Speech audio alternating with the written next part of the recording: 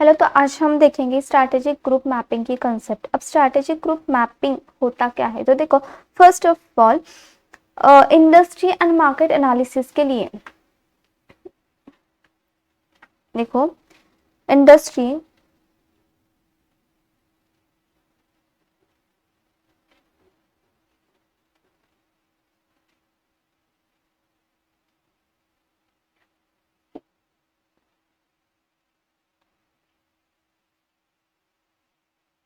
Industry and market analysis जो होता है ये इम्पॉर्टेंट होता है। अब क्यों इम्पॉर्टेंट होता है क्योंकि इंडस्ट्रीज एंड मार्केट्स में एन नंबर ऑफ फर्म्स क्या करते हैं, काम करते हैं, अपने अपने राइवल के साथ में कॉम्पीट करते हैं, क्योंकि वो खुद प्रॉफिटेबल रहे, वो एक अच्छी पोजीशन पे आए, उनका बिजनेस बहुत अच्छे से चले। इसके लिए industry and market analysis important होता है। अब इंडस्ट्री एंड मार्केट में जो कुछ भी फर्म्स आएंगे, यहाँ पर जो कुछ भी फर्म्स है ये एन नंबर ऑफ फर्म्स होंगे। अब इन फर्म्स में सपोज करो A B C D and E ये फर्म्स है।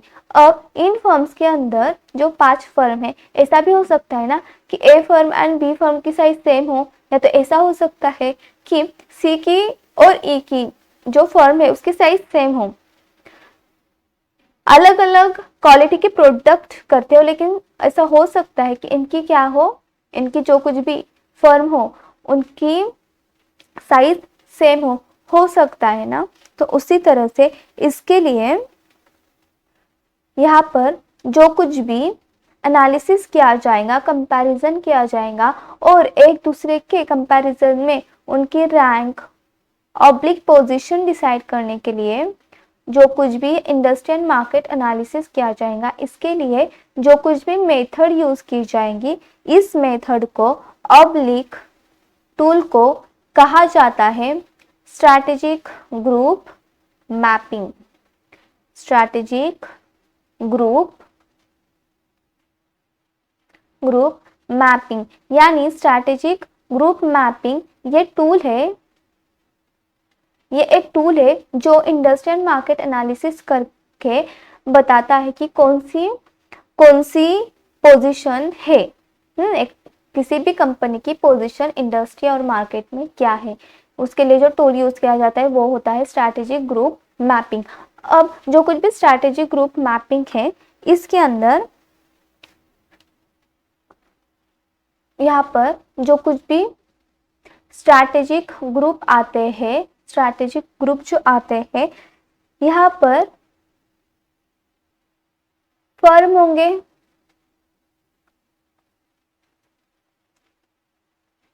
हम कंसिडर करेंगे अब एग्जांपल के लिए कि A B C D and E ये जो कुछ भी फर्म्स है, ये एंटिटीज है, ये ग्रुप नंबर 1 में है।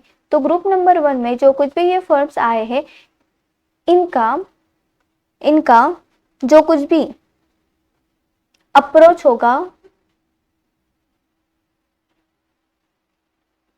ये सिमिलर हो सकता है, यानी एक ग्रुप के अंदर वही फर्म इंक्लूड किए जाएंगे जिनका स्ट्रैटेजिक अप्रोच सेम हो सकता है, या तो फिर जो ये ग्रुप में जो कुछ भी इंक्लूड किए गए फर्म है ये क्या हो सकते हैं, इनका सिमिलर प्रोडक्ट लाइन ब्रीथ हो सकती है, यानी सेम रेंज में ये क्या करते हैं, उनका जो कुछ भी स्कोप है उस प्रोडक्ट के रिगार्डिंग ये क्या हो सकता है, सेम हो सकता है। जो कुछ भी सेम डिस्ट्रीब्यूशन चैनल हो सकते हैं, सेम डिस्ट्रीब्यूशन चैनल हो सकता है, या तो फिर इनकी जो कुछ भी क्वालिटी है सब फर्म की, क्वालिटी के बेसिस के, क्वालिटी ऑफ प्रोडक्ट के बेसिस के ऊपर इन्हें एक स्पेसिफिक ग्रुप में इंक्लूड किया हुआ हो सकता है, या तो फिर जो कुछ भी प्राइस रेंज है इन ग्रुप में आए हुए कंपनीज की, फर्म्स की, ये क्या हो सकती है, सिमिलर हो सकती है, सेम हो सकती है।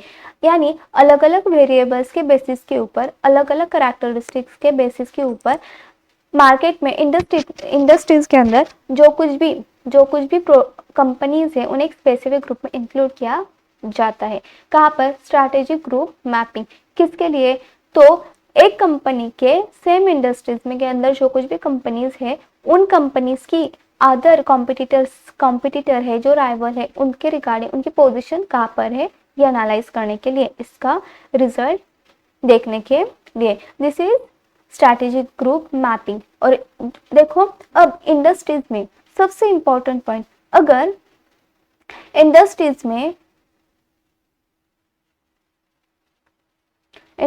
में जो कुछ भी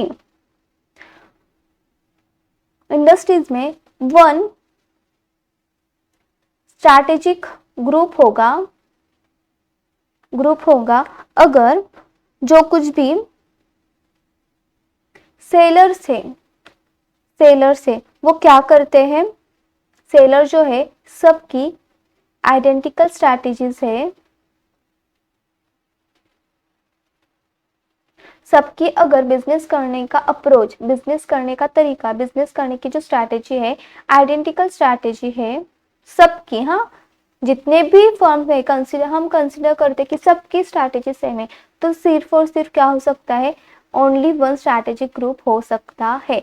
लेकिन इंडस्ट्रीज के अंदर अलग अलग स्ट्रैटेजीज है, डिफरेंट स्ट्रैटेजीज है,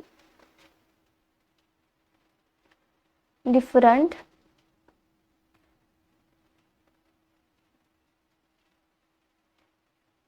स्ट्रैटेजीज है, तो more than one strategic group हो गए। देन क्या होंगे? देन इंडस्ट्रीज में मेनी स्ट्रैटेजिक ग्रुप होंगे। समझ आया? अगर सिर्फ इंडस्ट्रीज में, मार्केट में जितने भी फर्म है, अगर सेम स्ट्रैटेजी हुई तो वन स्ट्रैटेजिक ग्रुप होगा। लेकिन अगर हर एक फर्म्स के अलग अलग स्ट्रैटेजिक पॉइंट ऑफ व्यू है, अलग अलग स्ट्रैटेजीज है, अलग अलग अप्रोच है, तो मेनी स्ट्रैटेजिक ग्रुप होंगे। और हर एक स्ट्रैटेजिक ग्रुप में जो कुछ भी स्ट्रैटेजिक ग्रुप बनाया जाएगा, उन्हें जो कैटेगराइज किया जाएगा वो based on different variable, different characteristics. अब नेक्स्ट ये तो हुआ कि स्ट्रैटेजिक ग्रुप क्या है। अब स्ट्रैटेजिक ग्रुप मैपिंग की एक क्या होती है? प्रोसीजर होती है। क्या होती है? प्रोसीजर होती है। तो देखो हम देखेंगे प्रोसीजर्स। अब क्या देखेंगे हम? प्रोसीजर। अब इससे प्रोसीजर क्या है? फर्स्ट तो हम किसकी प्रोसीजर देखेंगे?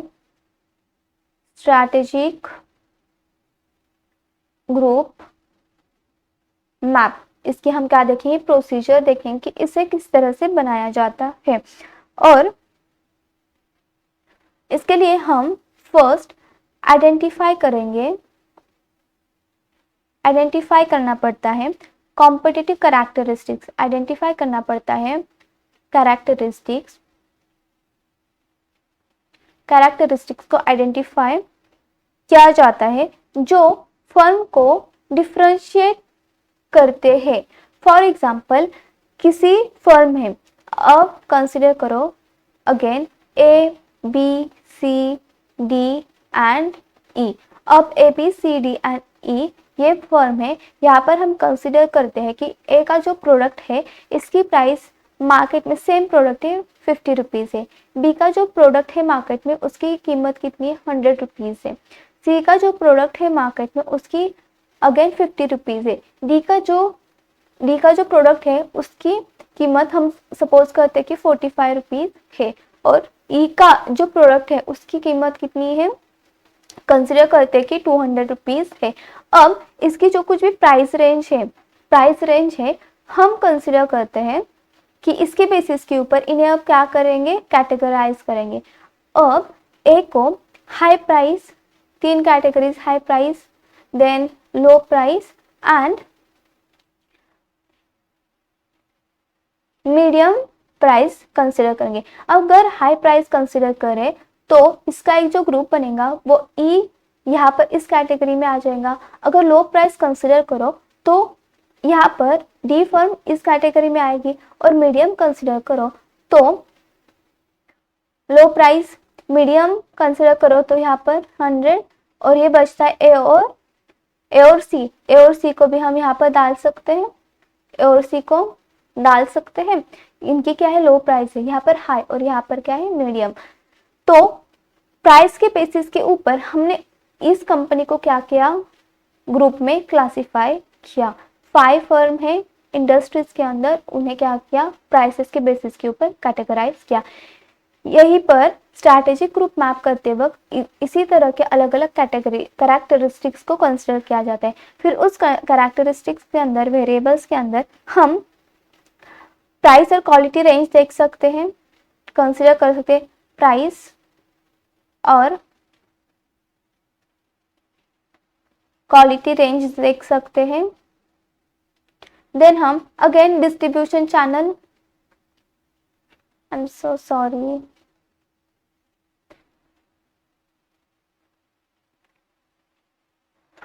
देन हम अगेन यहाँ पर डिस्ट्रीब्यूशन चैनल देख सकते हैं।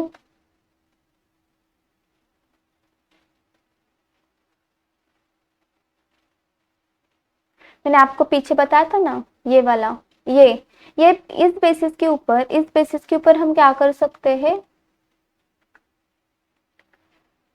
इस बेसिस के ऊपर हम क्या कर सकते हैं, कैरेक्टरिस्टिक्स जो है उसके बेसिस के ऊपर हम फर्म को कैटेगराइज कर सकते हैं। अब कैटेगराइज करने के बाद हम कैरेक्टरिस्टिक्स को आइडेंटिफाई किया।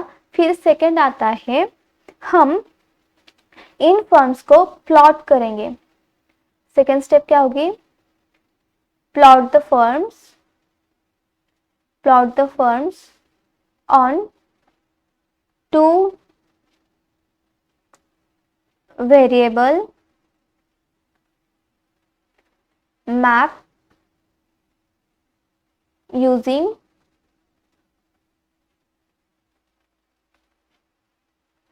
different variables और कैरेक्टरिस्टिक्स। हमने कैरेक्टरिस्टिक्स वर्ड यूज किया है तो यही यूज करते हैं, कैरेक्टरिस्टिक्स, यानी अलग अलग कैरेक्टरिस्टिक्स के डिफरेंट कैरेक्टरिस्टिक्स लेकर हम क्या करेंगे, इन फर्म्स को मैप के ऊपर प्लॉट करेंगे।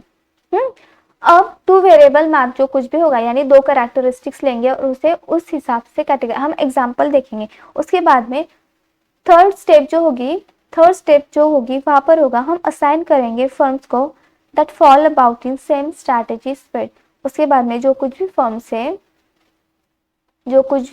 है इन फर्म्स को असाइन करेंगे, assign firms that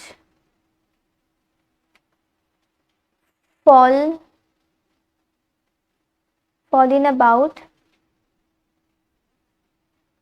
same strategy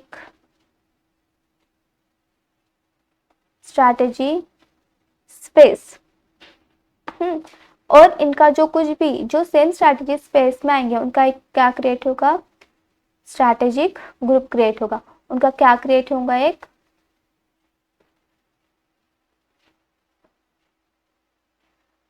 strategic group create होगा। यानी सिंपल है, कैरेक्टरिस्टिक्स कौन कौन से आइडेंटिफाई, उसे आइडेंटिफाई करो, फिर वो कैरेक्टरिस्टिक्स को लेकर जो कुछ भी फर्म्स उस कैरेक्टरिस्टिक्स में बैठते हैं उन्हें किसके ऊपर, मैप के ऊपर प्लॉट करो, और मैप के अंदर जो कुछ भी सेम स्ट्रैटेजी ग्रुप के अंदर फर्म आएंगे उन्हें वहां पर असाइन करो, और उन फर्म्स के वहां पर क्या ड्रॉ करो, draw the circles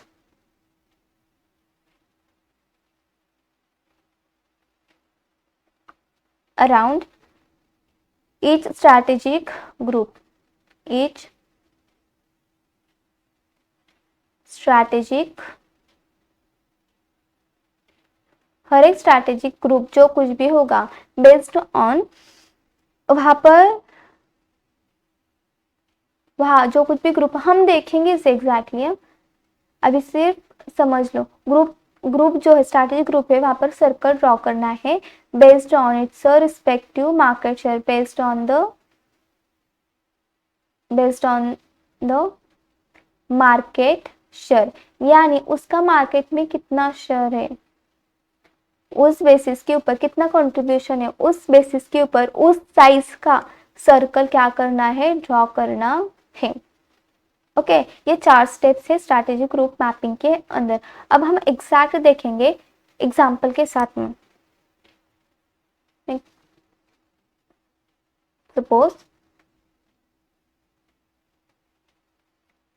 strategic group map है, लाइन तो नहीं आएगी, कंसिडर करो। देखो मैं यहाँ पर कंसिडर करती हूँ कि रेपुटेशन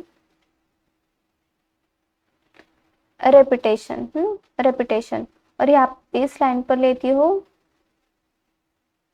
प्रोडक्ट रेंज, ये 2 वेरिएबल्स लेंगे।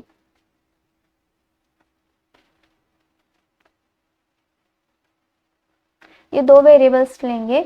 यहाँ पर जो प्रोडक्ट रेंज होगी ये होगी फ्यू, यहाँ पर होगी मेनी। रेपुटेशन ऊपर ऊपर जैसे जाएगा वो क्या होगा, रेपुटेशन बढ़ता चला जाएगा। जिस तरह से ये लाइन आगे जाएगी वैसे प्रोडक्ट रेंज बढ़ती जाएगी। अब यहाँ पर हम कंसिडर करते हैं कि फर्म में अब जिस की रेपुटेशन, अब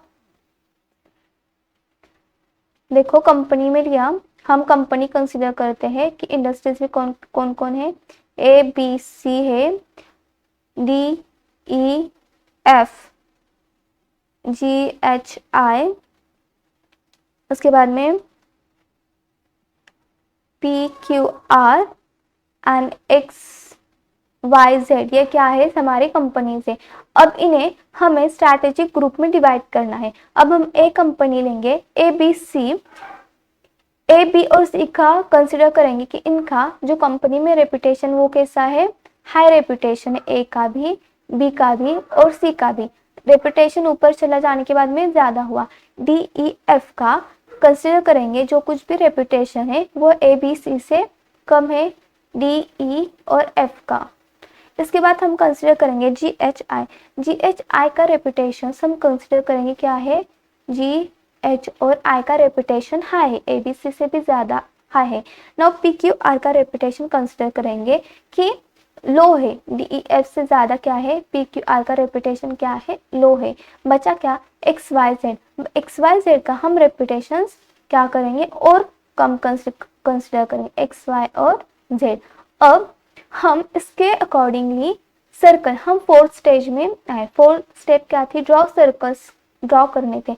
अब मुझे बोलो यहाँ पर ए बी सी जो कंपनी है इसका प्रोडक्ट रेंज जो है ये प्रोडक्ट रेंज कैसी है, फ्यू है, लेकिन रेपुटेशन कैसा है, ज्यादा है। अब उसके अकॉर्डिंग हम यहाँ पर सर्कल बनाएंगे। प्रोडक्ट रेंज बहुत कम ही है, प्रोडक्ट रेंज कैसी है, कम है, तो इतना छोटा सर्कल बना दिया। अब DEF का जो रेपुटेशन प्रोडक्ट रेंज है, रेपुटेशन तो इसका क्या है, हाई है, लेकिन प्रोडक्ट रेंज कैसी है, ABC से ज्यादा है। तो ABC का जो सर्कल है उससे थोड़ा सा बड़ा सर्कल हम यहाँ पर बना सकते हैं।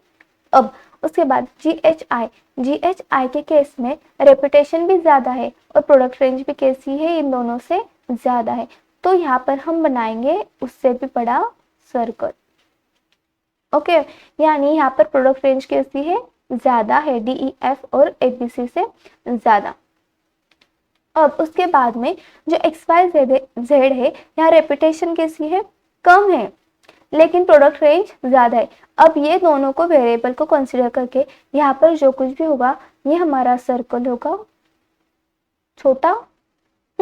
और PQR के केस में इसका प्रोडक्ट रेंज ज्यादा है, रेपुटेशन मीडियम है, प्रोडक्ट रेंज बहुत ज्यादा है, तो उसकी वजह से इसकी प्रोडक्ट रेंज होगी ज्यादा।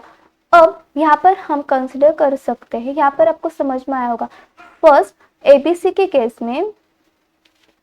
केस में अगर हम रेपुटेशन कंसिडर करते हैं, रेपुटेशन और दूसरा क्या था, प्रोडक्ट रेंज। फर्स्ट रेपुटेशन था और सेकंड था प्रोडक्ट रेंज।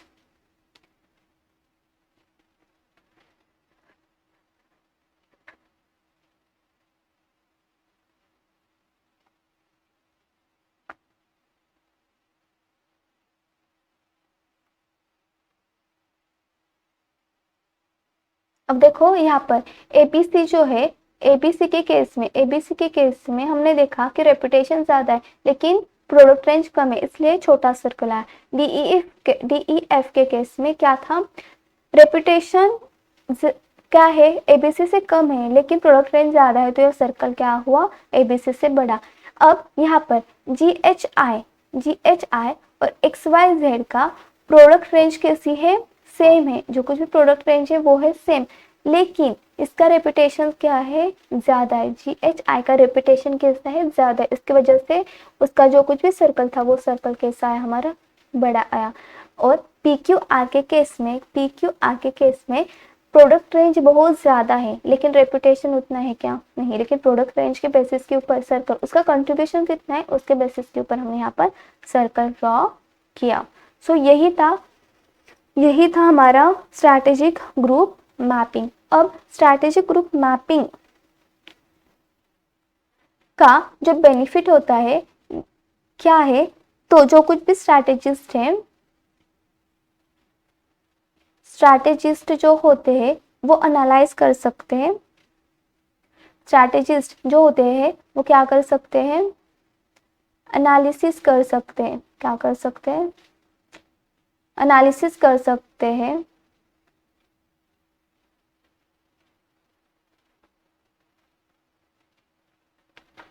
स्ट्रैटेजिस्ट क्या कर सकते हैं, मार्केट एनालिसिस कर सकते हैं,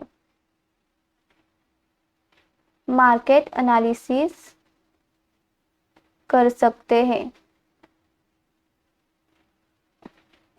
अब इसके लिए हमने यहाँ पर दो कंसिडर किए थे, एक था प्रोडक्ट रेंज और रेपुटेशन। यहाँ पर अलग अलग वेरिएबल के बेसिस के ऊपर कैरेक्टरिस्टिक्स का यूज करके स्ट्रैटेजिक ग्रुप मैप बनाया जाता है।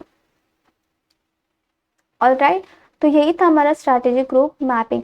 ओवरऑल कंक्लूजन यही है कि स्ट्रैटेजिक ग्रुप मैपिंग के बेसिस के ऊपर किसी भी कंपनी की पोजीशन डिसाइड कर सकते हैं स्ट्रैटेजिस्ट, वो इस इंडस्ट्री में किस लेवल पर काम कर रही है। This is strategic group mapping.